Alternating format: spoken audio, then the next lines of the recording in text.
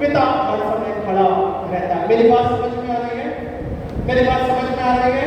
What ever the condition, पिता हमारे साथ में खड़ा रहता है।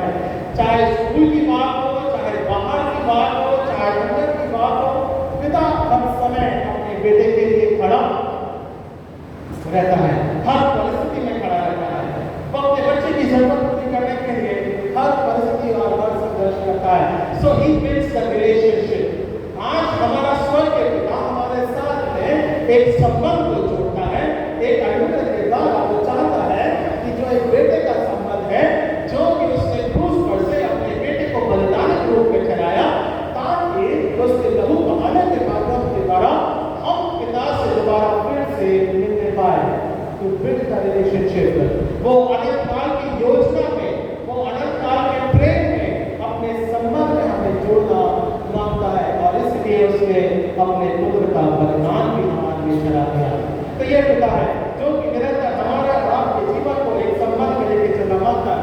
ओके, क्लियर निकालो, क्लियर निकाल के जल्दी से निकालो। रोमियो की पुस्तक रोमन्स चैप्टर 8 संबंध के बारे में, रोमियो की पुस्तक उसका 8वां अध्याय और 15वां पद, पास कर जल्दी से पढ़ दो, जोर से पढ़ दो। रोमन्स चैप्टर 8 इंग्लिश में पढ़ दो, कोई बात नहीं, मैं हिंदी यहाँ ट्रांसलेट कर दूंगा। Romans chapter 8 verse 15। बहुत दिनों के बाद लिखता है मेरे को बाबा। हमारे चर्च में सबसे ऊंचा व्यक्ति अगर कोई है तो उसका कंपैरिजन नहीं है, इट इज ऑस्कर लाल, और उसके बाद में फिर ब्रैंडन लाल, ये दो है, उसके कंपैरिजन में कोई दूसरा नहीं खड़ा होता। आगे रोमन्स चैप्टर 8 वर्स 15, जोर से इंग्लिश में। हाँ, हमको और आपको बदवाई या दास्तान की आत्मा नहीं है, बराबर। Okay, done. आगे हाँ, हम भी भयभीत ना हो, परंतु लोकवालपन की आत्मा मिली है। आगे अडॉप्टेशन। हाँ, ताकि हम ये कह करके बुला सकते हैं कि वो हमारा पिता है। हे अब्बा कह के हम उसे पुकारते हैं, है ना? हे अब्बा कहकर हम उसे पुकारते हैं, एक पिता के रूप में हम उसे कहकर पुकारते हैं। देखिए क्या खूबसूरत बात है।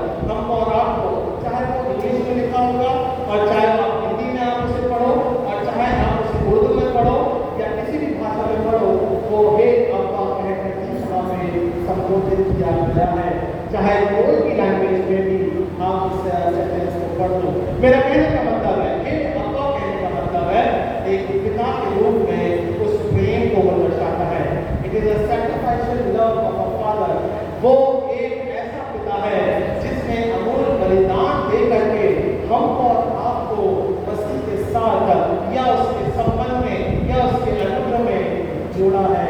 हे अब्बा, हम उसको पुकारते हैं। सो जब हम हमारे संकट में होते हैं, जब हम हमारे तकलीफ में होते हैं, जब हम हमारी जरूरतों में होते हैं, जब हम प्रार्थनाओं में जुड़ते हैं, हे अब्बा कहकर पुकारते हैं। हे अब्बा कहकर हम उसे विनती करते हैं। हे स्वर्गीय पिता हम कह करके उसे संबोधित करते हैं। So that type of relationship we are sharing with the Lord. हम हमारे परमेश्वर के साथ में इस प्रकार के संबंध को जोड़ते हैं जो कि हमको और आपको अनुग्रह के द्वारा सामर्थ्य बनाता है, और हमको क्या करता है कि अडॉप्टेशन का होता है, क्योंकि हम पिछड़ गए थे, हम अलग हो गए थे, हम भटक गए थे। अब हमने क्या किया है, यीशु मसीह के लहू के बहाने के माध्यम के द्वारा परमेश्वर ने हमें क्या कर दिया है, दोबारा फिर से दो बालक होने का अधिकार दिया है। कि अगेन अडॉप्टेड, है ना? पहले उसने बनाया, बनाने के बाद में हम उसके विपरीत चले गए, उसका विरोध किया, जब भटक गए तब प्रभु यीशु मसीह के माध्यम के द्वारा जोड़े गए, और इसीलिए हम उसके अडॉप्टेशन में, उसके लोक पालकपन में हम दोबारा जुड़ने पाए हैं, और इसलिए हम उसे हे अब्बा, हे पिता कह करके पुकारते हैं। पहले हम उसे सृष्टि के राजकुमार के रूप में देखते थे, पुराने नियम के अनुसार, आप उसी पुराने नियम और नए नियम के अनुसार आपके पिता करके, हे अब्बा करके हम उसे पुकारते हैं। तो मेरी बात समझ में आ रही है? मेरी बात समझ में आ रही है? क्योंकि हम हे अब्बा क्यों बोलते हैं? क्योंकि हम उस प्रकार के संबंध को संबोधित करते हैं, क्योंकि वो हमारा पिता है। दूसरी बात, परमेश्वर का वचन क्या बोलता है? क्योंकि वो तुम्हारा पिता है और पिता जानता है कि हमें किस प्रकार की जरूरत है। He has a responsibility. एक पिता अपनी जिम्मेदारी से कभी भागता नहीं है। एक पिता अपनी जिम्मेदारी से कभी भागता नहीं है, अपनी जिम्मेदारी से कभी नहीं भागता है। वो दिन और रात मेहनत करता है ताकि उसका बच्चा अनुग्रह के द्वारा या दिन और रात संघर्ष के माध्यम के द्वारा वो करता है ताकि उसका बच्चा बढ़ सके, बदलता हो सके, आगे की योजनाओं में वो जा सके। तो हमको और आपको एक जिम्मेदारी रूप में भी देखना है या देखना मांगता है या हम और आप किस प्रकार की रिस्पॉन्सिबिलिटी रखते हैं, वो हमको भी इसी बात को बताना मांगता है। He is a responsible God. वो एक जिम्मेदारी पिता है, इसलिए उसने अपने पुत्र को भी अंतिम रूप में भी वैज्ञानिक रूप में क्षमा किया या अर्पण कर दिया ताकि हम उसके द्वारा स्वतंत्र किए जा सके। वो जिम्मेदारी से कभी भागा है ना। एक बाप ऐसा होता है, आपने देखा है शाम को एक बाप की कथा शाम को क्या हो जाती है, बड़े दुख की बात है इस बात के लिए। कुछ बापों की कथा सड़क पर मिल जाएगा आपको, कहाँ चल रहे हैं, कहाँ पड़े हैं, क्या होश है क्या नहीं है।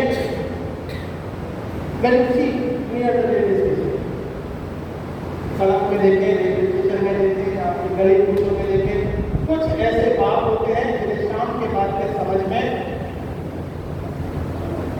काम होता है। आप देखो इस बात को ध्यान रखो और धन्यवाद दो एक ऐसे माता पिता के लिए कि हमको आज उन्होंने काबिल बनाया। धन्यवाद दो उन माता पिता के लिए कि उन्होंने अपनी जिम्मेदारी को पूरा किया। धन्यवाद दो उन माता पिता के लिए हमारी जरूरतों को पूरा करने के लिए उन्होंने अपनी जरूरतों को पूरा किया। धन्यवाद दो उन माता पिता के लिए कि हम उनके द्वारा अच्छी उत्तम आशीष और शिक्षा और ऊंची पदवी पर जा सकते हैं। आज धन्यवाद देने का समय है। उस पिता के लिए क्या अनुभव रहा होगा या सामर्थ का कार्य जब वो करता है या अनुग्रह के द्वारा हमारे जीवन को देखता है, फलवंता करता है, ये धन्यवाद देने की बात है। आज ये धन्यवाद का समय है। हम मना रहे हैं, ठीक है, अच्छी बात है, आनंद की बात है, खुशी की बात है, but we need to give thanks to the lord. Time हर एक बच्चा थोड़ा समय निकाल करके धन्यवाद दे कि वाकई में माता पिता आपने हमारे जीवन के लिए बड़ी आशीष का कार्य करने पाए हैं। मैं धन्यवाद देता हूँ कि आपने अपनी रिस्पॉन्सिबिलिटी को जरूरत से ज्यादा पूरा किया मेरे जीवन में, जरूरत से ज्यादा पूरा किया। इस बात को यहाँ पे धन्यवाद के साथ काम करते हैं। एक पिता जो है वो अपनी रिस्पॉन्सिबिलिटी से, अपनी जिम्मेदारी से भागता नहीं है, बल्कि वो उसे पूरा करता है। बहुत से ऐसे हैं, मैं उसे कटाक्ष नहीं करूंगा, बहुत से ऐसे जो नहीं करने पाते हैं, पर बहुत से हैं जो कि उन संघर्षों को करते हैं ताकि वो बच्चे आगे बढ़ने पाए। धन्यवाद देते हैं ऐसे जिम्मेदारी पालन के लिए। तो यहाँ पे परमेश्वर का वचन हम और आपको करा के कहता है, अय्यूब की पुस्तक जो द बुक ऑफ जो अय्यूब की पुस्तक 23 चैप्टर 23 चैप्टर वर्स 10, जो चैप्टर 23 वर्स 10। ओके, परंतु वह जानता है कि मैं कैसी चाल चला हूं और जब वह मुझे तान लेगा तब मैं सोने के समान निकलूंगा। है ना, ये स्वर्ग के पिता हमको और आपको क्या करता है, कभी कभी तजता है ना। सोना इस प्रकार से आग की भट्टी में तपता है और तपने के बाद में जब उसे रिफाइन किया जाता है तब जाके सोने का निखार आता है। बराबर है। तो स्वर्ग के पिता ऐसे आपको पूरी चीजें प्रदान नहीं करता, वो सकता है, वो अपनी जिम्मेदारी से कभी भागता नहीं है, बल्कि वो हर पल हर समय अपने बच्चों को इस कठिन परिस्थितियों से लड़ने की क्षमता प्रदान पिता क्या करता है। हर परिस्थिति में उसे लड़ने की किस प्रकार की काबिलियत होना चाहिए वो उसमें मदद करता है। और जब वो टच देता है, जब उस बच्चे को वहां पे निरंतर प्रैक्टिस के माध्यम के द्वारा उसे वो एक परिपूर्ण परिपक्व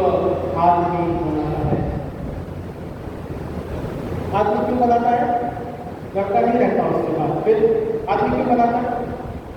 आदमी क्यों बनाता है? आदमी क्यों बनाता है? मैंने आदमी क्यों बोला? एक पिता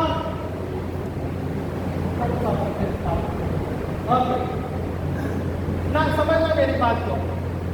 एक पिता जब होता है अपने पुत्र को निरंतर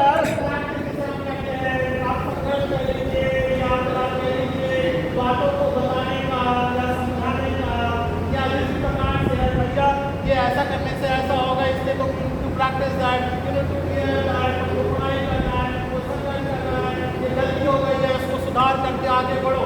फिर उसके बाद में वो एक आदमी बन जाता है। कैसे बनता है? It count as a from boy to a man, like Brandon, from boy to a man, it comes through an experience. like हमारे बाप दादाओं ने इस प्रकार से सिखाया ना, उसका मतलब दादा के बड़ों की नहीं होगी, सब तीनों बजाने वाले एक से बढ़कर एक टैलेंट तीनों में, one of the best talent. क्यों? क्योंकि उनके पिता अपने पिता उस प्रकार के एक्सपीरियंस को हम देख रहे हैं। So it comes to know as a man, परमेश्वर हमको औरत को एक जिम्मेदार आदमी के रूप में देखता है, ताकि जब वो अपना परिवार स्टार्ट करे तब वो एक पिता के रूप में अपनी रिस्पॉन्सिबिलिटी को पूरा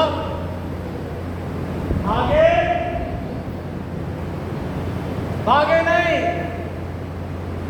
From boy to a man, it is a very big difference.